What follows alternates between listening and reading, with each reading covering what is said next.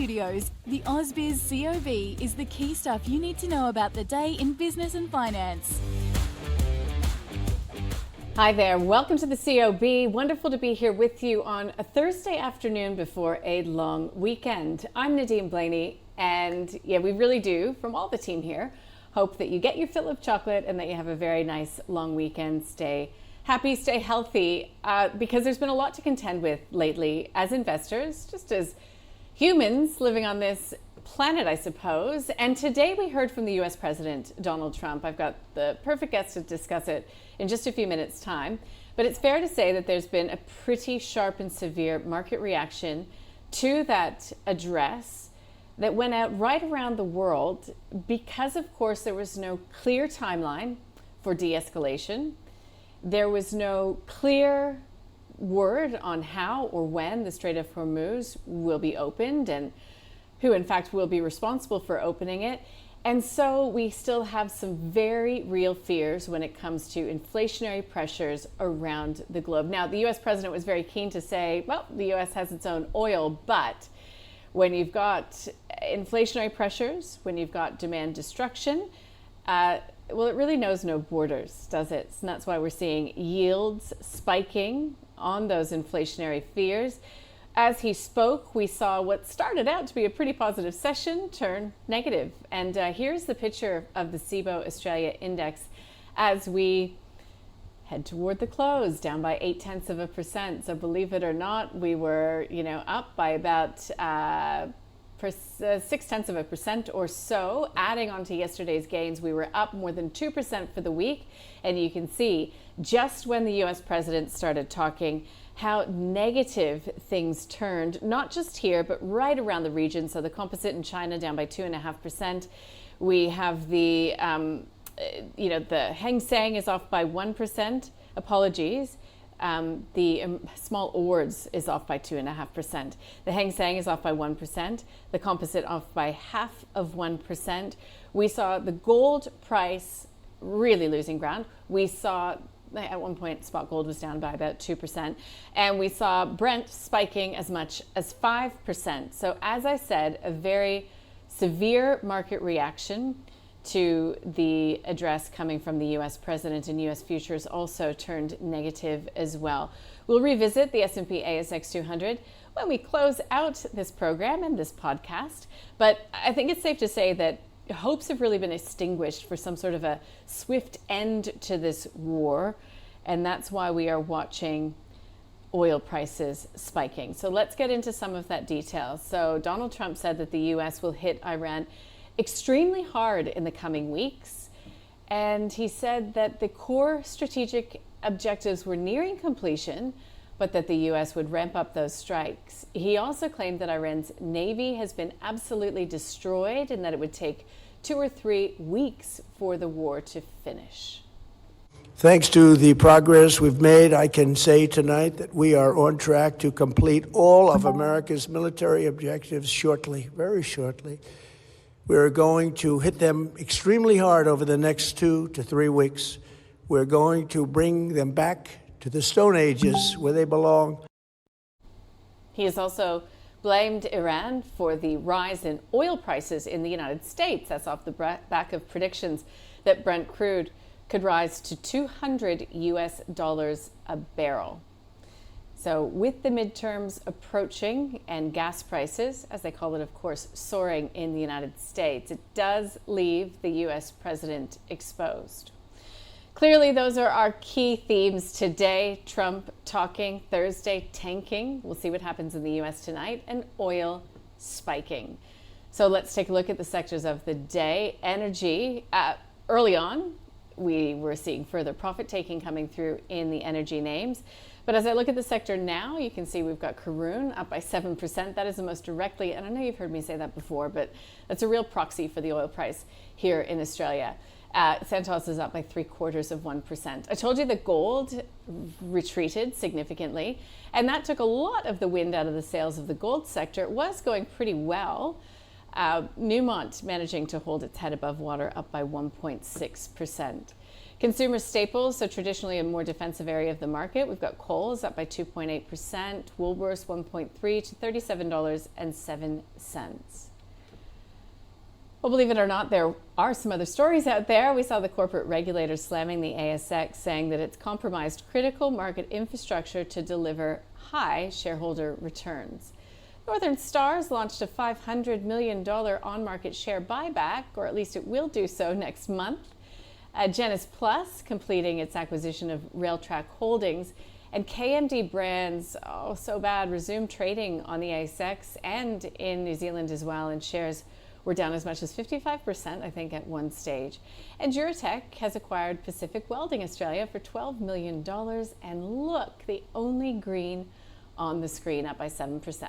No, 1.7%, I'm sorry. Let's get to Clifford Bennett from Propex24. Clifford, nice to see you. Thank you, Nadine. Give us your reaction to the address by Donald Trump. Okay, and just very quickly too, on behalf of all the viewers, a very happy Easter to yourself and all the team at AusBiz. The work you do is greatly appreciated out there in the marketplace and by investors and traders. So thank you and have a good, strong, happy family Easter.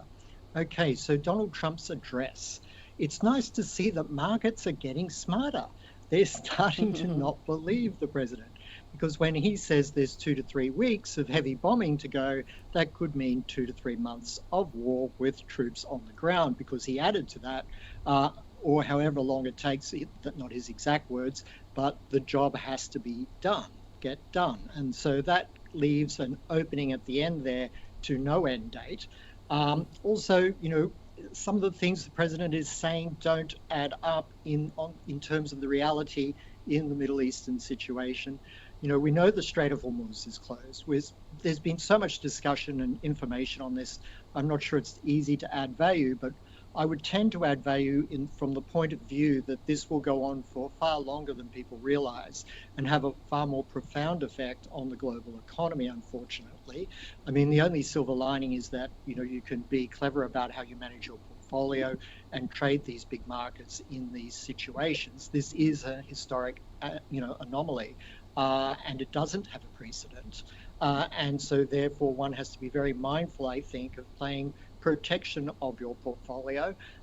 You pointed out the energy stocks and gold stocks. I think the energy stocks had gone into a period of consolidation, or slightly pulling back, because people thought there was hope for an end in the oil price rally. But now I think that consolidation is only going to add energy to further upside for some of those stocks. The gold stocks that pulled back, I think really people have been selling down gold because they've been overweighted. It was such an obvious trade early on in the conflict, and the market became too heavy. I do think that the gold stocks are a buy on the dip, because I don't put a lot of adherence to the idea that you sell gold because inflation is going to be high. Gold is still a fabulous safe haven in times of a conflict, and this is perhaps going to be, because it's still ongoing, the most serious conflict of our times. So I do think a lot of investors, particularly from the Middle East, but also from Europe, the Americas, and Asia, are going to be interested in increasing their holdings of gold on any dip. In terms of the geopolitical structure here at the moment, the price, the tragic human price, is very high. Over 6,000 Israelis have been hospitalized and wounded, civilians. You know, we know that the death toll in Iran is 2,000 to 3,000 or higher. And, you know, the Gulf states have taken quite a pounding. The US doesn't have a functioning military base left in the Middle East. So things are not going well, and hence the desire to have a coalition of sorts reopen the Strait of Hormuz. Now, the problem with that is that the US Navy doesn't see itself as able to at the moment because of its workload with the conflict, and therefore hence this request and reliance on help from other allies. But it's a troubling situation for anyone to consider. So what I think we're going to see there is that for some time, weeks, days and weeks, we're going to have very favorable discussions of putting together a coalition to go and open the Strait of Hormuz. But whether that actually happens or not, I'm quite doubtful. It's, Oman and Iran that really rule the Strait of Hormuz, and Iran is taking the front foot at the moment. I see it difficult for energy, oil supplies to return to normal for some 6 to 9 months, even if the war were to end today, which it's not going to do. So if on the optimistic end of things, the war does end in 2 to 3 months, because the pessimistic side of that is more like 6 to 9 months, but say the war ends in 2 to 3 months, we could be looking at 6 to 18 months of disrupted global energy supply as more and more damage is done to infrastructure. I think one of the things the market didn't like about Trump's comments was the idea of bombing Iran back to the dark ages. One, it's not particularly good karma for any leader to say, but also it does suggest that he may go ahead with his bombing of energy infrastructure, further bombing of energy infrastructure. And that means that all the Gulf states' energy infrastructure and Israel is then open for attack from Iran, and they have been very effective in that so far, which could mean that even if the Strait of Hormuz reopened, the ships have nothing to fill up on because everything is so decimated. So we're looking at the most challenging global economic shock in our lifetimes. There is no doubt about that.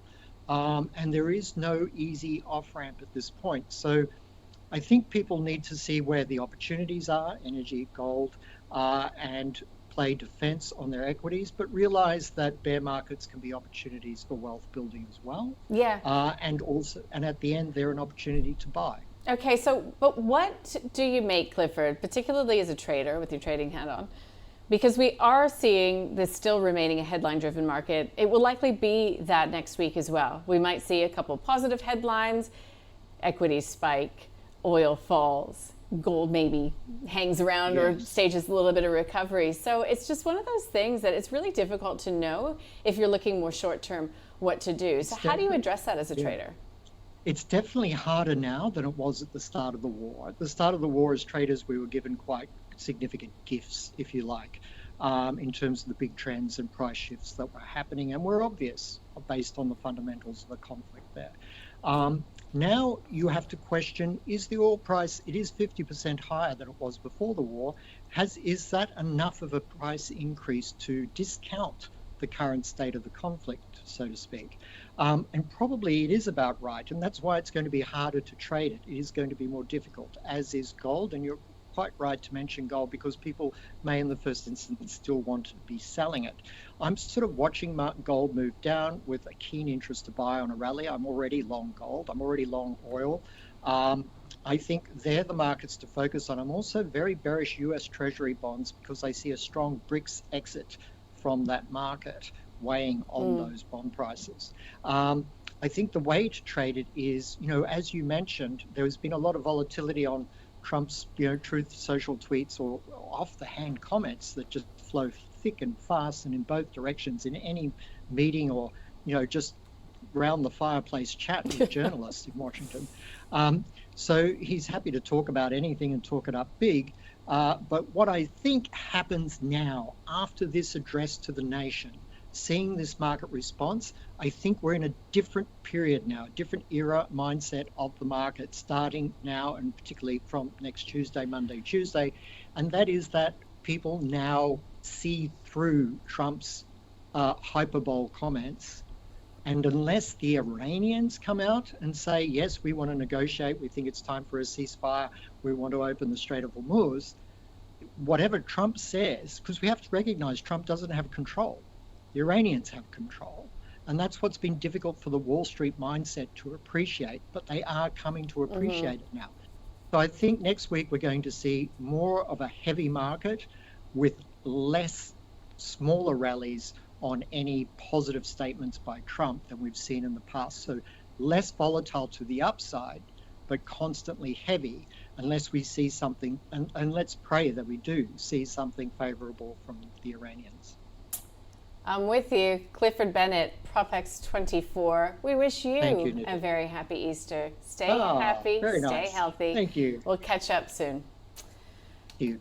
All the best. All right, lots to think about there as investors, as traders. It's incredible, just to think that early this morning, people were willing to take risk heading into the weekend, heading into this address coming from the U.S. president. So we'll be watching gold overnight. We'll be watching oil. We'll be watching the rest of the commodities complex as well. But gold has been a talking point in so many conversations I've had this week.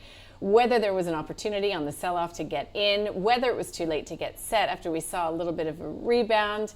Greatland Resources had some fundamental news to back it up this week, and a broker move today, an upgrade in fact. So I spoke with Luke Laredith from Seneca Financial Solutions and Sanjay Narendran from Team Invest about Greatland Gold.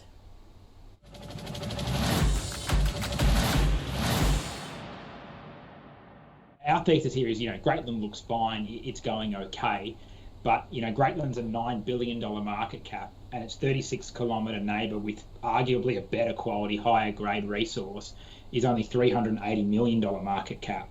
And Greatland Gold already owns 6% of Antipa.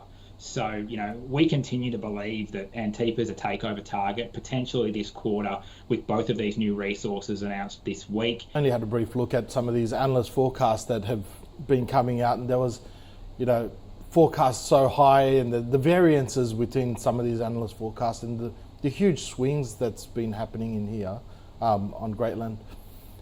I mean, it's a perfect example of why it's so difficult to value a business like this.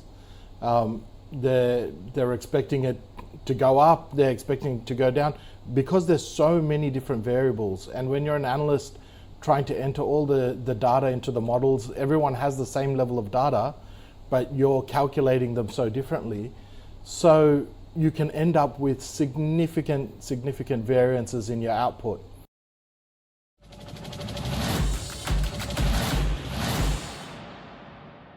You've worked hard for your money all your life. Now your money needs to work hard for you. Whether you're building, transferring, or drawing down, the right information makes all the difference. At Ausbiz Retire, you'll find the latest news and insights from trusted experts all in one place. Ausbiz Retire is powered by RAN, retirement income done differently. So let's get a look at the market leaders, because we still did have those that advanced, and a lot still having to do with what's going on in the Middle East in terms of that Israeli-US war against Iran. We've got Karoon up by 7%. Alcoa, we've had aluminium smelters damaged in the Middle East, up by 4.6%. Coals up by 2.8%. I started my day with a little trip to coals. Look, we had a broker note today saying that in an inflationary environment, because we do have food inflation looming, of course, because of diesel shortages, because of fertilizer shortages, because of, and this is another thing we haven't talked about a lot, plastics shortages coming. Morgan Stanley says that it is favoring Coles over Woolies, because it said that food inflation supports earnings only when real volumes hold and promotional intensity remains disciplined. So it expects to see competition on price to stay elevated, and it thinks that that favors Coles. So take that and make of it what you will. Origin Energy is up by 1.91% to $12.53, and we've got Horizon. So think about that. That is that whole infrastructure. So the halo trade, hard assets, low obsolescence. It's a train and a transport logistics company. So I had a really great chat actually with Jonathan Ng from Reach Alts a little bit earlier on about gaining access to infrastructure and hard access via private markets. I'd encourage you to go to the website ausbiz.com.au and take a listen to that interview. I found it really interesting. We also talked about how private markets are likely to perform in this period of volatility. Okay, so lots of losers today, if I can put it that way. We've got Generation Development Group off by 10%. I'm not seeing any news. SiteMinder actually came up on today's edition of the call, but it was down. It's one of those high growth companies, not making a profit, so down by 8.5%, $2.78. Catalyst Metals or Abanda Mining And Zipco, again, another one of those growth companies that is being really knocked about when it comes to growth concerns, inflationary concerns, and therefore rate concerns, consumer sentiment. Also this week we learned here in Australia, record lows. I mean, that's not very good, is it? And we've got calls for a contraction, an economic contraction coming in the next quarter. So those that won, mostly in the resources space. Calix is an interesting one. That also was mentioned on the call today. It was one of the stocks picked by you. You should go and have a listen. It's up by 10.5% to 74 cents per share. Those that really did not perform well today in the small to mid cap space includes Peninsula Energy, Sports Hero, Felix Gold, and Amplia Therapeutics. Tonight, now we get the weekly unemployment claims, which are expected to edge higher. We get weekly natural gas storage, and of course LNG prices in focus as well. We've got backing up happening in storage facilities in the Middle East. We get the trade balance as well, with the deficit expected to increase to $60.5 billion. Tomorrow we get non-farm payrolls, and I think that does still come tomorrow. Even though it is Good Friday, we're expecting to see gains of about 60,000 jobs. So yeah, I don't think it's been brought forward to tonight. Don't quote me on that one, but we will get that data before we return on Tuesday morning here in Australia. And Sunday as well, we get an OPEC Plus meeting. Their monitoring panel is meeting, so it'll be interesting to hear what comes out of that. We will endeavor to bring you analysis, of course, and talk about it through an investment perspective, through an Australian lens, and of course look for opportunities as well. So next week, we've got, obviously we're off for Easter Monday, again, looking forward to it, hope the weather holds. New Zealand, most of Europe as well is off, although a lot of folks in North America do go back to work. We get household spending next week, we get an RBNZ rates decision on Wednesday, FOMC mini minutes on Thursday, US GDP expected to have grown about 0.7% over the first quarter. Donald Trump, the US president today, saying that the economy was, well, I think he said it was the best it's ever been. And we'll find out what's happening in terms of inflation in the US on Friday with that consumer inflation read. Let's take a look at this local market. What a fizzle. I mean, I don't see that all that often. Opened with a lot of optimism, perhaps, well, clearly misplaced, thinking that we would see some sort of a timeline, some sort of detail as to how this war will be wound down and what will happen with the Strait of Hormuz, but none of those answers coming through. The S&P ASX 200 lost more than 1% to 8,579. I'm going to call it 8,580. But before we get too dire, for the week to date, this local market is actually up by 0.75%. Keep in mind, though, that March was the worst month, the biggest drop since 2022. U.S. futures are both down, NASDAQ and S&P 500 more than 1%. Markets around the region are reeling after that real tough talk coming on Iran from the U.S. president. We're watching U.S. 10-year Treasury yields just as we approach 25 past 4 here in Sydney, rising about 6 basis points now to 4.4%, with the December Fed's funds future falling 6.5 ticks. Eurostock futures as well, down 2%, DAX futures down 2%, and FTSE futures off by 0.8%. Let's leave it there. There is plenty on ausbiz.com.au for you to catch up with over the weekend. Also, if you haven't done so yet, please do check out Ausbiz Retire. You can find it up at the top of your screen, and we bring you and curate the content that matters to you, whether you're in accumulation phase, whether you're in retirement phase, or whether you're looking at SMSF and super strategy.